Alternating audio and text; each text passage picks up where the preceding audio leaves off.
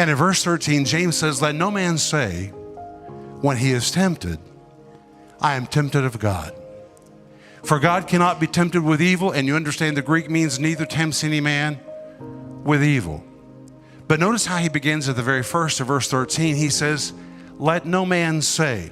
And when you read this in Greek, it is the imperative with a negative, which means this is a very strong rebuke.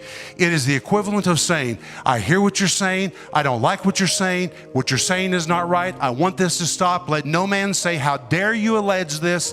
We'll have no more talk like this. Let no man say, stop it now. And we know what they were saying because now he tells us. Let no man say when he is what? Tempted. I am tempted of God. This word tempted is the Greek word perasmos, which is always negative. It describes something that is destructive. And in fact, a better translation would really be, let no man say when he is being crushed and destroyed. I am being crushed and destroyed of God.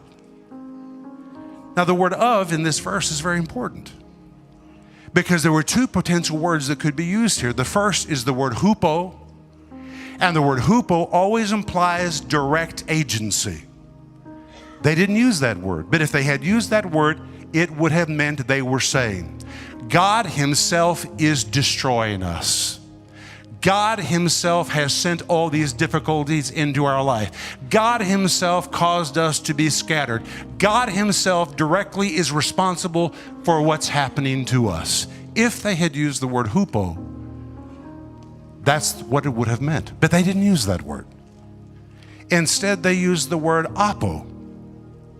And the word apo means to do something remotely or to do something from a distance. Which means they were saying, we know that God did not personally do this to us, but remotely, from a distance. God is God. And if God had wanted to stop this, God could have stopped this. And since God didn't stop this, somehow in some strange and mysterious way, apo, from a distance, remotely, God has allowed these tragic events to pass into our life. No, he didn't directly do it, but remotely, apo, from a distance, God has somehow allowed these events. And when James heard this, his answer was simple. Shut up. Don't talk like this. How dare you talk like this? Let no man say, how dare you allege that God would even remotely permit these things to happen to you? This is not God at all. From the lips of Jesus' own brother.